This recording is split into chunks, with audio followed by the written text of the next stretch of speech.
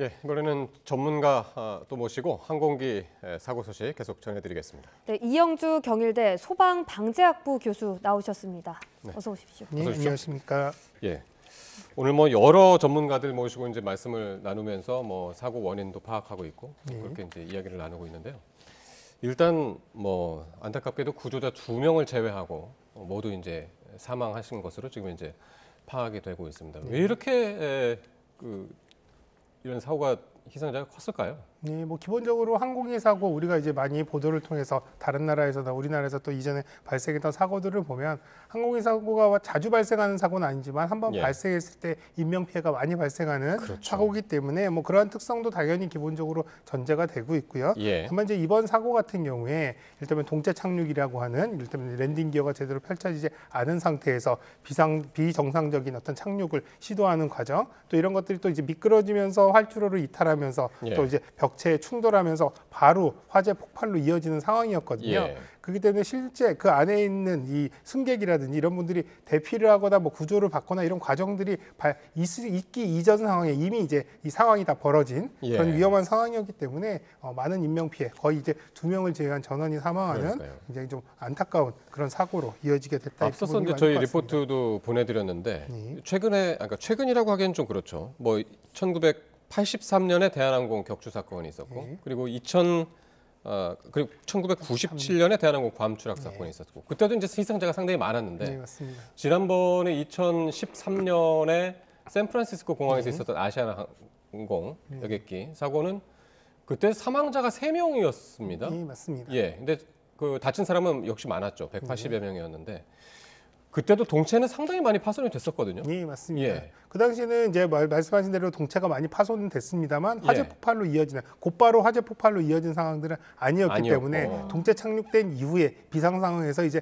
빠르게 사람들을 대피시키거나 구조를 하는 과정들, 이런 과정들이 있었기 때문에 오히려 이제 이런 사망을 훨씬 더 줄일 수 있는 이런 이제 가능성이 있었던 그런 사례인데요. 이번 사고 같은 경우는 사실은 뭐 착륙을 해서 멈춘 상황이 아니라 계속 미끄러져서 이동하는 상황. 그러니까 사실은 그 안에 있는 분들은 사실 무엇인가를 할 수 있는 상황이 아니었고 정작 이런 상황에서 미끄러지는 상황에서 바로 충돌을, 그리고 이제 폭발로 이어지면서 사실상 뭐 구조를 한다거나 또 혹은 스스로가 대피를 한다거나 이럴 수 있는 사실 기회조차가 없었던 그런 상황이 좀 차이가 있다, 이렇게 보겠습니다. 예, 이번 사고 착륙 과정에서 일어났는데요. 굉장한 속도로 착륙하던 비행기가 외벽으로 충돌을 했습니다.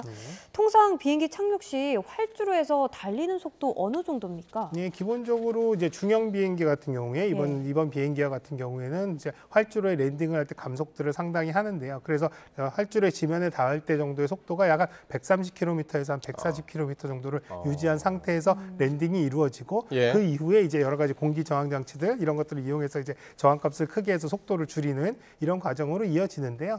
다만 이제 이번에 사고가 발생했던 이 비행기 같은 경우에 실제로 버드 스트라이크에서 한쪽 엔진이 일부 문제가 있었던 상황으로 이렇게 알려지고 있는데요. 이러한 경우라면 오히려 속도를 랜딩을 할 때 균형이라든지 한쪽 엔진으로만 이제 이 랜딩이 이루어져야 되고 이제 비행이 이루어져야 되기 때문에 오히려 조금 더 속도를 높였을 가능성이 있다. 그리고 이런 것들이 오히려 감속이 안 된 상황이 아니라 오히려 이제 균형을 맞춰서 정상적으로 랜딩을 하기 위한 방법이었다라고 이제 조종사들께서는 얘기를 하시거든요. 그렇기 때문에 아마 일반적인 속도, 아까 말씀드렸던 속도보다는 랜딩할 때의 속도가 조금 더 높은 상황이었을 것이다라는 것들은 좀 추측을 할 수가 있고요. 그래서 많은 분들이 이런 상황들을 보시고 오히려 감속이 제대로 되지 않은 것 아니냐라고 이제 의문을 부여하시지만 이런 것들도 어떻게 보면 정상적인 어떤 이 위급 상황에서의 어떤 조종 방법이었다라고 이제 말씀드릴 수 있는 상황입니다. 정상적인 상황이었다면은 어떤 방식들이 있을까요? 감속을 하는 방식들. 네, 감속을 하는 방식은 사실 이제 말씀하신 대로 우리가 지금 랜딩 기어 자체가 펼쳐지지 않은 것에 대해서 상당히 이제 문제를 많이들 말씀하시지만 랜딩 기어 자체가 감속을 하는 장비는 아니거든요. 얘는 오히려 이제 바퀴가 나와서 지면에 이 항공기가 잘 안착할 수 있게끔 이렇게 이제 도와주는 기구라고 보시면 되고 다만 이제 바퀴로 인해서 이런 부분들이 굴러가는 과정에서 기체에 있는 여러 가지 공기 저항들을 이제 강하게 조종하는 장치들이 가동을 하면서 제동을 하게 되는데요. 지금 현재도 실제로 이제 바퀴가 없는 상황이라면 이러한 제동 자체도 사실은 바퀴에 의해서 작동하는 것보다는 훨씬 잘 듣지 않았을 가능성이 있고요. 또 이제 급속하게 이렇게 이제 미끄러지는 상황이라면 이 제어 자체도 안 됐을 가능성이 높기 때문에 그런 이제 위험한 상황들 또 그런 것들이 이제 사고의 어떤 큰 피해로 이어졌다라고 보는 게 맞을 것 같습니다.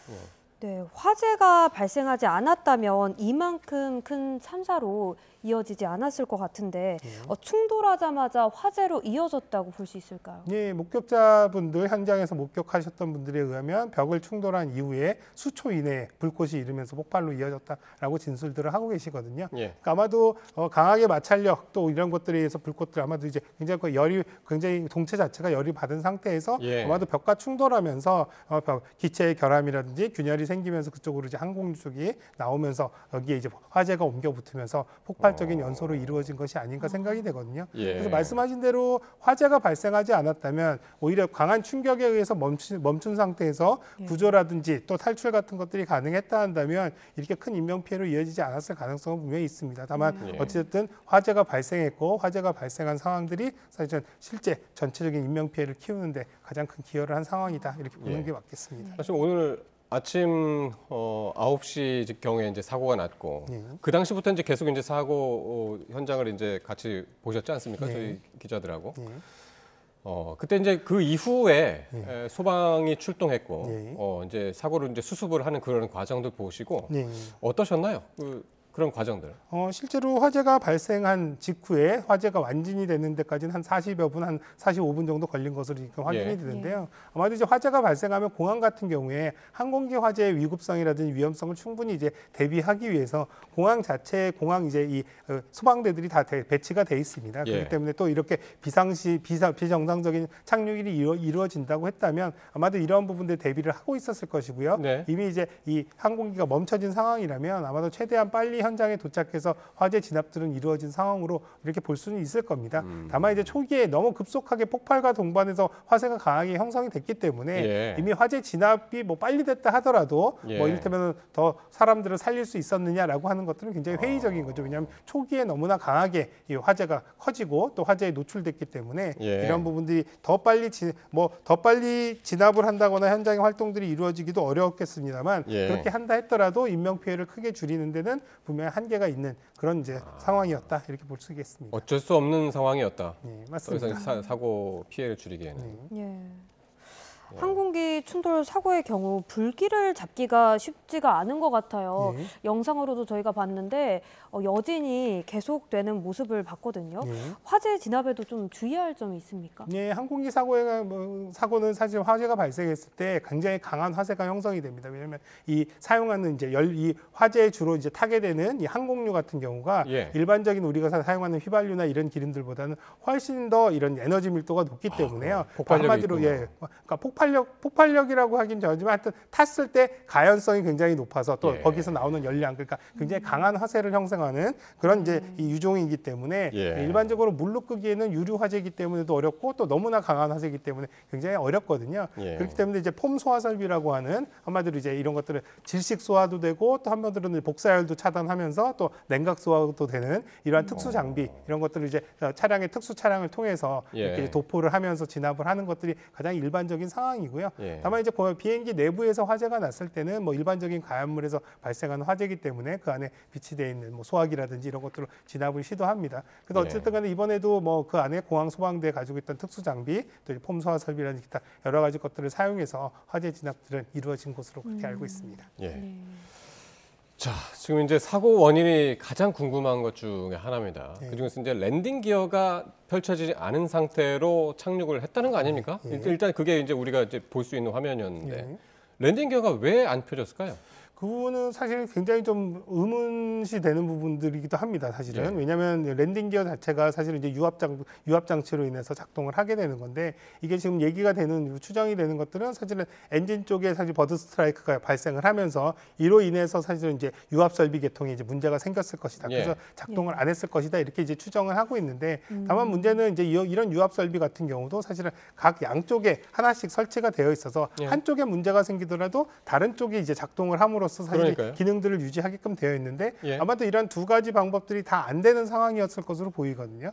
그러니까 사실 이런 부분들이 양쪽이 다 문제가 생기는 상황이라면 이게 과연 가능한 상황이냐라고 이제 기술 쪽에 계신 분들은 상당히 좀 의아해하시는 부분들도 있습니다. 그러니까 육안으로는 저희가 이제 화면상으로는 한쪽 엔진이 이상이 있었던 것 같고 저쪽 엔진은 뭐 사실 착륙할 때는 보이지도 않는 그런 상황이었긴 했지만은 그러니까 만약에 한쪽 엔진이 이상이 있었고 그 반대쪽 엔진은 만약에 이제 정상적으로 작용했다면 그게 랜딩 기어가 펼쳐지지 않은 이유하고 직접적으로 연결이 될까? 사실 국토부도 만약에 이제 조류 충돌이 있었다고 가정하더라도 그게 두 개의 사고와의 연결성. 그건 없다라고 아까 그렇게 이야기를 맞습니다. 했었거든요. 왜냐하면 이게 이제 양쪽이 두 개가 동시에 버드 스트라이크가 발생한다라는 것들은 사실은 확률적으로 굉장히 발생하기 굉장히 어려운 상황이거든요. 그렇기 때문에 이 두 가지의 엔진이 둘 다 동시에 또 같은 시점에 같은 시간에 이런 버드 스트라이크로 인해서 이런 기능들이 상실됐다라는 것들은 사실은 전혀 배제할 수는 없습니다만 정말 확률적으로는 굉장히 좀 발생하기 어려운 상황이기 때문에 이런 상황으로 인해서 양쪽의 유압 설비에다 이상이 있어서 랜딩 기어가 작동을 안 했다라고 얘기하는 거는 상당히 좀 굉장히 이제 희박한 가능성이다 이렇게 볼 수밖에 없는 거죠. 다만 이제 어찌됐든 간에 그런 이유를 차치하고라도 랜딩 기어는 작동을 안 한 상황. 그래서 이런 것들이 사실은 이제 동체 착륙을 이제 시도할 수밖에 없는 그런 상황이었다. 또 그리고 이런 부분들이 동체 착륙을 하는 과정에서도 실제로 버드 스트라이크에 의해서 사실은 이제 이런 메이데이를 요청한 그 시점에서 거의 2분 이내에 다시 이제 선회를 해서 바로 이제 착륙을 해야 되는 굉장히 위급한 상황이 벌어졌다라고 이렇게 보고 있습니다.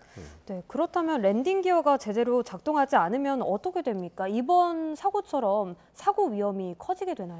예, 맞습니다. 지금 앞서 말씀드린 대로 랜딩 기어는 비행기가 사실은 지면에 닿을 때 이 바퀴가 나옴으로써 이제 지면에 원활하게 착지를 하게끔 해주는 이런 이제 역할들을 하기 때문에요. 한마디로 이 부분이 없다면 앞서 말씀드린 이 몸체로 그냥 떨어져야 되는 그런 상황들이거든요. 그렇기 때문에 사실 이 부분이 없다라고 하는 것들은 비행기가 착륙하는데 굉장히 절대적인 어떤 그 충격들을 그대로 받아야 되는 상황이고 또 그다음에 이 제대로 충격을 받는 것은 첫 번째고 또 하나는 감속을 했을 때 감속에 대한 부분들이 정확하게 잘 이루어진다면 이 바퀴 부분이 이제 전달이 되면서 이 감속이 이루어져야 되는 부분들이기 때문에 어찌됐든 간에 이 랜딩 기어가 작동을 안 했다라는 것 자체는 감속을 떠나서 정상적인 어떤 이제 이 착륙을 하는 데는 심각한 아주 굉장히 치명적인 어떤 이제 문제를 발생할 수 있는 상황이다 이렇게 보는 거죠. 그래서 항상 이런 랜딩 기어가 제대로 작동하지 않았을 때 어떤 여러 가지 비상시의 조종 방법 또 그리고 랜딩 기어를 수동으로 조작하는 뭐 이런 것들은 사실 이제 이 비행기 조종사들이 항상 이런 부분들에 대한 훈련과 대비들을 하는 것들도 사실 이 부분이 굉장히 그만큼 중요하기 때문이다 이렇게 보시는 게 맞겠습니다. 지금 제가 하려는 질문은 어떻게 보면은 결과적으로 부질없는 질문이 될 수도 있는데 그 착륙을 한 다음에 동체 착륙을 시도하면서 일단 활주로로 쭉 미끄러졌잖아요. 근데 활주로라는 게 굉장히 이제 단단한 아스팔트 같은 그런 거라 마찰도 크고 근데 전혀 브레이크 작동을 했다고는 보여지지 않을 정도로 이제 속도가 굉장히 줄진 않았고 만약에 활주로를 벗어났다라면 아스팔트가 아닌 약간 뭐 잔디라든가 흙이라든가 뭐 이런 쪽으로 벗어났다라면 어땠을까요? 그냥 추정을 해본다면. 뭐 그거는 사실 말씀하신 대로 사실 뭐 쭉 미끄러지지 않다. 아마도 이제 다른 부분으로 넘어가서 혹은 또 이제 방향을 틀어서 그런 문제가 생겼다면 그렇다 하더라도 안전하게 이렇게 멈췄을 가능성에 대한 부분들은 조금 좀 어려울 수 있습니다. 왜냐하면 고속으로 진행되는 이제 아마디로 활주로처럼 노면이 깨끗한 상태에서는 오히려 이제 저항은 작지만 사실 좀 더 밀려나가는 그런 상황이 되겠습니다만 바닥에 요철이 있거나 뭐 이를테면 여러 가지 이제 이런 울퉁불퉁한 상황이라면 그러한 부분들의 동체가 또 이제 충격이 되거나 가격이 되면서 또 이런 기체 결함이나 또 이런 이제 이 화재로 이어질 수 있는 가능성도 분명히 있거든요. 왜냐하면 이제 활주로 상에서는 사실은 작은 물체, 돌덩어리 같은 것들도 가볍게 튀더라도 사실은 강하게 이런 부분들이 사실 충격이 되면서 뜻하지 않은 어떤 결함으로 나타날 수가 있는 이런 가능성이 있기 때문에 사실 뭐 만약에 활주로 바깥쪽에 다른 공간으로 만약에 이제 이 기체가 선에 이동을 했다 하더라도 사실 반드시 안전한 상황은 아니었을 것이다라고 보는 게 맞을 겁니다. 그러면 그건 어떻게 보시나요? 일단 활주로 끝에서 끝에서 그 외벽까지 323m라고 이제 그렇게 지금 나오고 있는데 일단 계속 직진을 했고 외벽하고 부딪혔고 외벽하고 부딪히면서 동체가 완전히 이제 파손이 됐고 화재로 발생하지 않았습니까? 그 외벽에 대한 그 의문점들도 지금 많이 의문이 제기되고 있는데 너무 강했던 거 아니냐? 근데 실제로 예. 꼭 그렇게 보기는 좀 어렵습니다. 외벽의 예. 형태를 보면 지금 이제 예. 블록벽을 쌓아서 만든 조족조 벽체로 보이는데요. 이 벽체 자체가 사실 그렇게 엄청나게 견고하게 뭐 물리적으로 그러니까요. 방어를 한다거나 이런 성능들을 갖춘 벽은 아니고요. 예. 또 하나 또 자체 이 벽을 쌓은 자체 목적도 이런 것들이 뭐 항공기를 방어해 준다거나 막아 준다거나 이런 목적으로 만들어진 것을 보이지 않아요. 다만 공항의 경계라든지 활주로의 경계를 표시해 주기 위한 울타리 같은 이런 성격으로 쳐놓은 이 벽으로 예. 보이는데요. 그러다 보니까 사실은 이제 이것 자체가 뭐 이를테면 견고하기 때문에 부딪혀서 충돌된 거 아니냐 이런 부분은 사실 작은 아까 말씀드렸듯이 더 작은 강하지 않은 벽체였다 하더라도 이렇게 빠른 속도로 강한 충격에 노출됐다고 한다면 예. 기체의 결함을 발생시킬 수 있거나 기체의 문제를 발생시킬 수 있는 가능성은 충분히 있기 때문에요. 예. 이 벽체 자체가 너무 견고했다라는 부분들은 조금 동의하기는 좀 어렵습니다. 아, 그렇군요. 예. 사고 원인으로 조류 충돌을 많이들 말씀을 하시는데 이 조류 충돌 이착륙 때 더 많이 발생하나요? 아니면 상공에서 많이 발생하나요? 실제 상황으로 보면 이착륙 때 훨씬 더 많이 발생할 가능성이 있습니다. 더 사고로 이어지는 경우가 많다라는 것보다는 그런 발생 가능성은 더 높다 이렇게 보는 게 맞을 텐데요.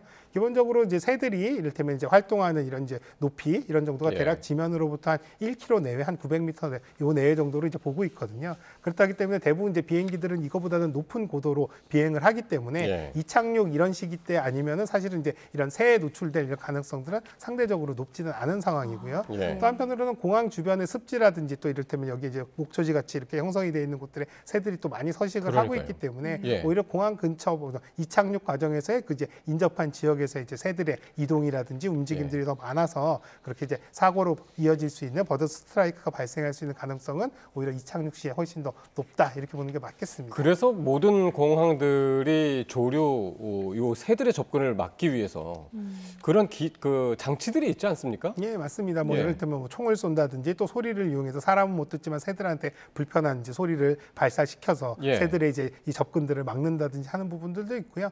또 한마디로는 이제 비행기들이 이착륙을 할 때 이런 이제 불빛을 이용해서 강한 불빛들을 이용해서 새들이 이제 이런 근처에 오지 않게끔 하는 방법들도 이제 이용을 하고 있습니다. 예. 다만 문제는 이제 새들도 어쨌든 간에 우리가 의도한 대로 움직여주면 좋겠습니다만 또 다 그렇게 되는 상황들은 아니다 보니까 예. 또 일시적으로 또 이동을 했다 또 다시 또 돌아오는 이런 상황들도 발생하기 때문에 이러한 것들이 이제 100% 완벽하게 이 새들을 쫓는 이런 작업들이 이제 이루어진다라고 보는 것들은 좀 한계가 있다 이렇게 보는 게 맞겠죠. 오늘 그 사고의 시간 순서로 이제 보통 이제 많이 봤는데 8시 57분이요. 오전에 8시 57분에 조류 충돌 주의보를 내렸잖아요. 조심하라고. 예. 그랬는데 2분 뒤에 메이데이, 예. 그러니까 구조 요청을 했단 말이죠. 예, 맞습니다. 요거는 어떤 상황일까요? 그때 당시의 상황이.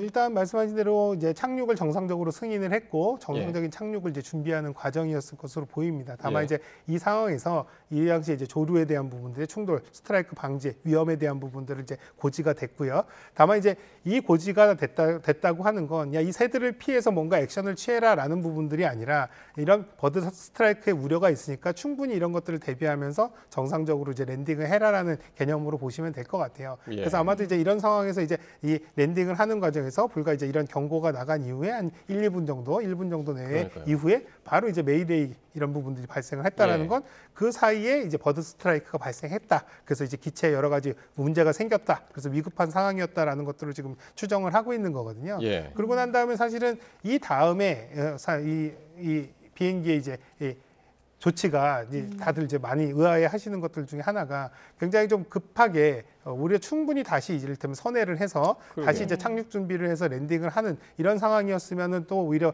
좀 더 정상적으로 이루어지지 않았을까 싶은데요.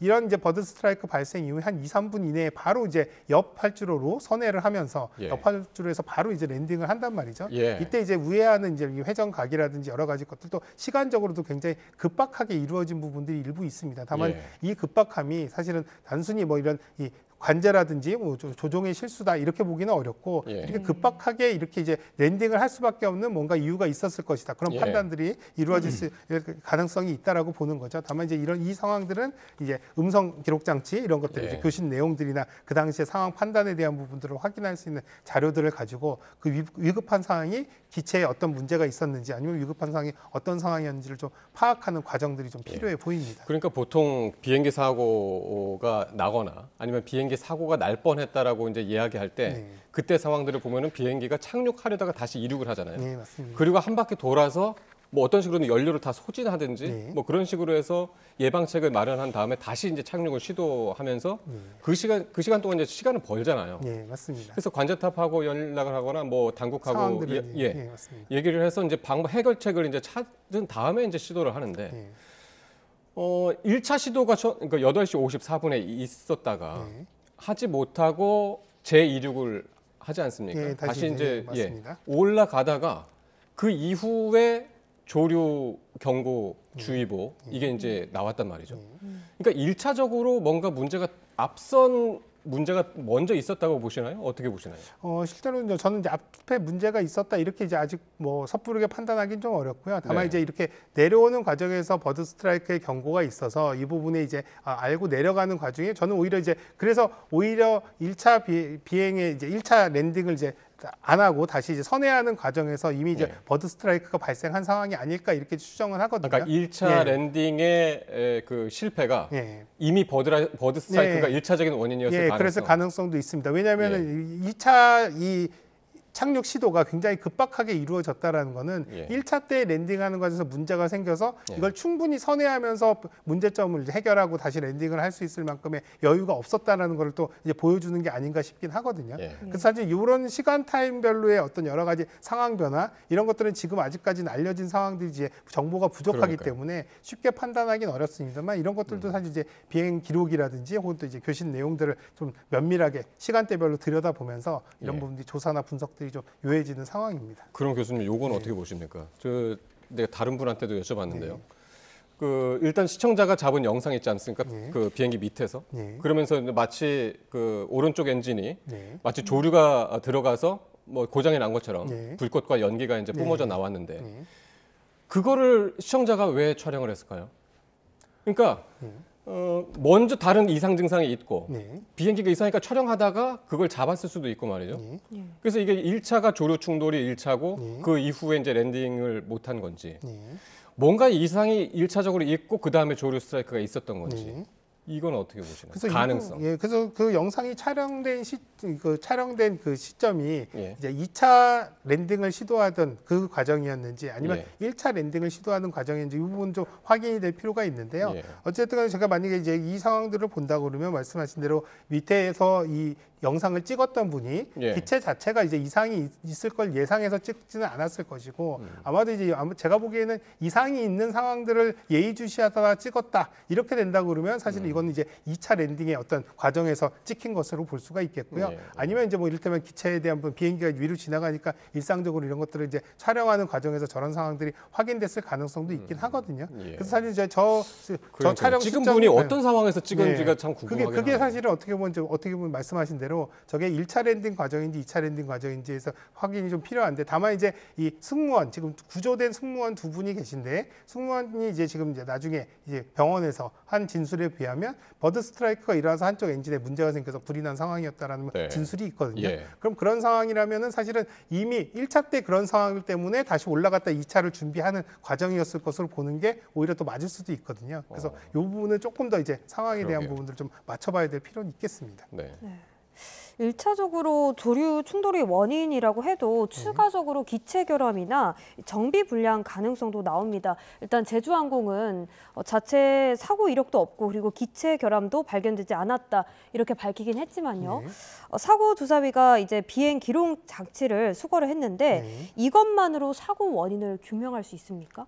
기본적으로는 이제 사실 말씀하신 대로 여기 이제 이 블랙박스 사고 기록 장치에 두 가지가 있는데 하나는 이제 음성 정보, 그래서 관제탑과 이제 이 조종사 간의 이 교신 내용들, 그리고 또 조종사 기장과 부기장 간에 서로 이제 소통했던 내용들이 다 이제 기록 저장돼 있거든요. 그렇기 때문에 이 이상 상황이 발생한 것들 그리고 이런 이상 상황에 대한 부분들이 서로 이제 어떻게 소통이 됐는지 거기에 따라서 어떻게 관제가 되고 이제 통제가 됐는지에 대한 부분들은 확인할 수가 있을 거고요. 예. 그다음 이제 비행 기록 장치 같은 경우는 비행기의 고도라든지 정상 항로 유지, 그다음 비행기 시스템에 뭔가 이상 유무 이런 것들에 대한 부분들을 확인이 가능하기 때문에 예. 이 두 기록들을 맞춰서 본다 그러면 사실은 어떤 요인에 의해서 이제 이 문제가 생겼는지에 대한 부분들은 어느 정도 근접해서 이런 부분들이 이제 결론을 낼 수는 있을 것으로 보입니다. 예. 다만 말씀하신 대로 이런 분들이 이제 기체 결함이냐, 혹은 또 이런 부분들이 기체 결함이 아니라 혹은 기체는 정상적이었으나 이런 것들 여러 가지 정비상의 문제였는지에 대한 부분들도 확인이 가능할 것으로 보입니다. 예. 예.